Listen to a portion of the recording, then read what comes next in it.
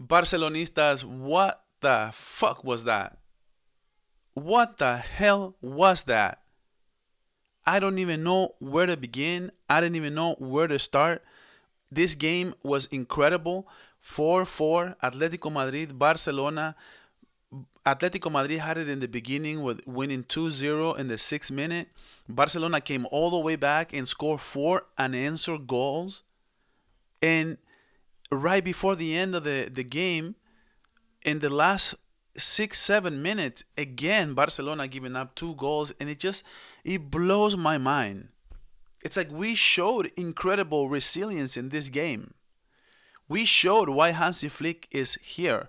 We show why Hansi Flick is managing Barcelona, and this is a different Barcelona team. Any other Barcelona team could have played 400 hours and would never come back 2-0 on a game like this, in the magnitude of a game like this. And then we play so great resilience, and until we didn't. We played great, and we played so incredible football until we didn't. And I can't believe it. I just don't understand what the problem is. I can't even still comprehend it. Like, it's like, what the fuck did just happen? Falling down 2-0 to this game cost us the entire match, because you know why? Barcelona was tired at the end of the game, and they couldn't close it out. As soon as Pedri came out, Pedri needed some rest. Pedri was just gassed. Pedri was freaking tired. It looked like he was almost ready to pass out, because he had had an incredible game. He had an amazing game. It's a master class from Pedri Gonzalez. I cannot believe we keep wasting games and performances on Pedri like this. It's just like, oh, it's so frustrating. Sometimes it's just gonna come across as a Madridista. I don't give a rat's ass. Honestly. Sometimes it's very difficult being a Barcelona fan. It's really frustrating.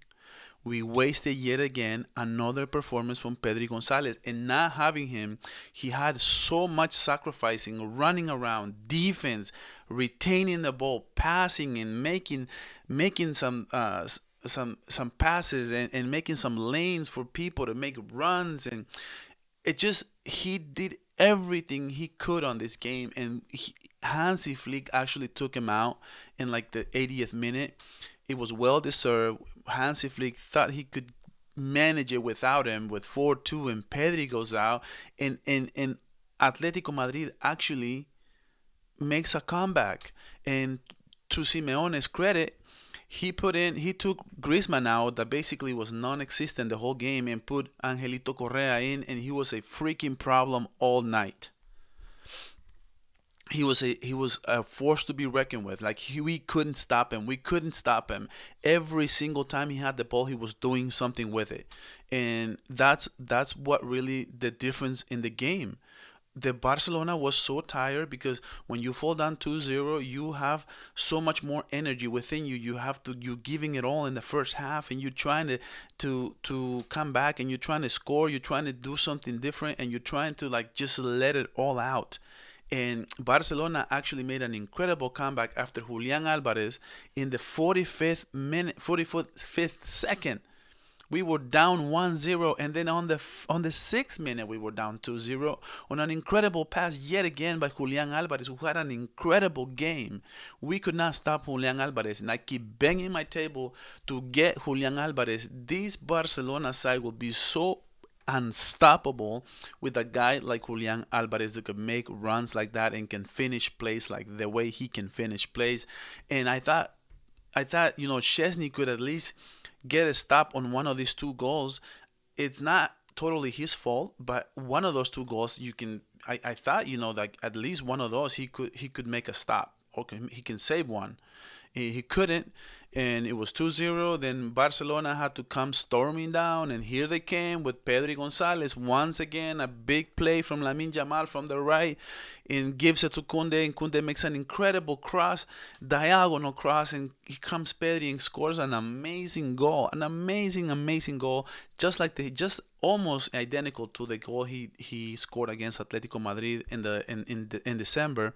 And the first goal from Kubarsi on another great play from Lamine Jamal where he nutmegs the right back that he just took him to the ground every single play. He couldn't stop Lamine Jamal, and we got a corner kick out of that, and then that corner kick, an incredible pass, an incredible cross from Rafinha, who had an amazing game with 2 assists, and it just a great cross, and Kubarsi was able to beat his man and actually header, and amazing first goal for Kubarsi, and that's what really fired up the troops, and it was 2-2 all of a sudden on the 21st minute, and right before the end of the half.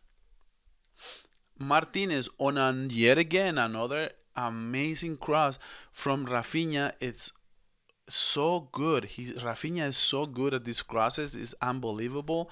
And Inigo Martinez, the two center backs for Barcelona, saying, "Let's get this W. Let's get this game. We could have wrapped this game up." And there's so many things to say. It's like Atletico had it, then Barcelona had it 4-2, and then it looked like we could just close it out. And then here we came. It was 4-3 in the beginning of the second half, and guess what? Barcelona actually played an incredible second half. I thought, Dani Olmo had a pretty quiet game. I couldn't really tell what he was doing most of the night. Pretty disappointing from him. I'm very, very disappointed in Ferran Torres. Like, how do you miss in the first half? How do you miss two freaking sitters, bro?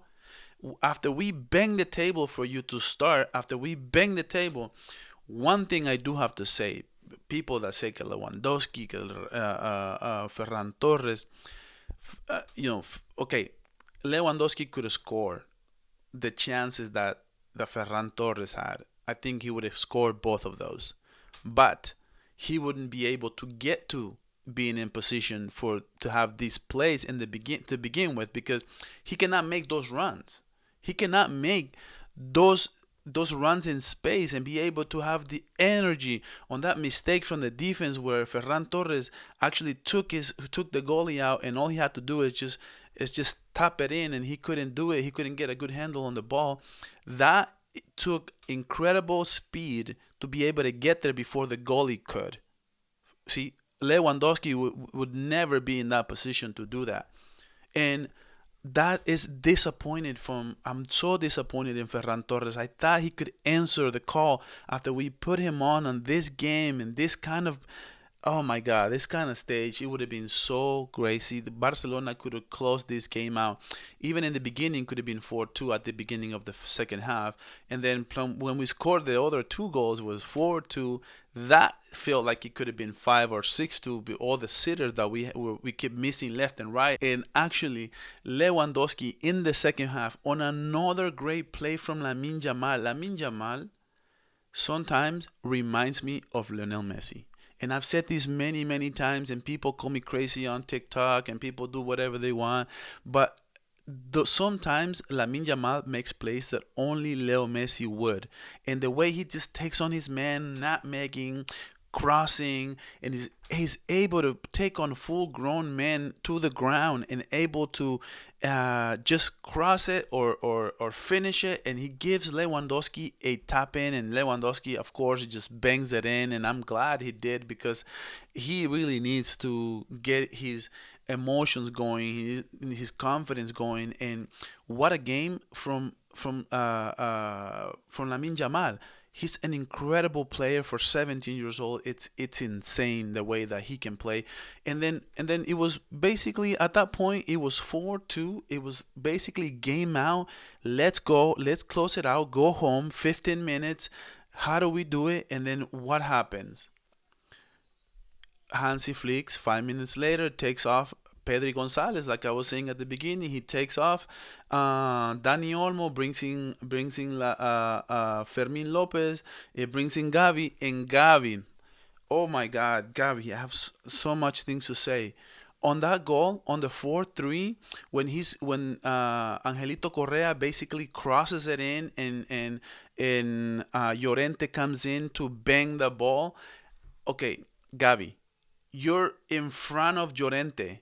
Why are you turning your back and try to block the shot with your left. You're in front of him.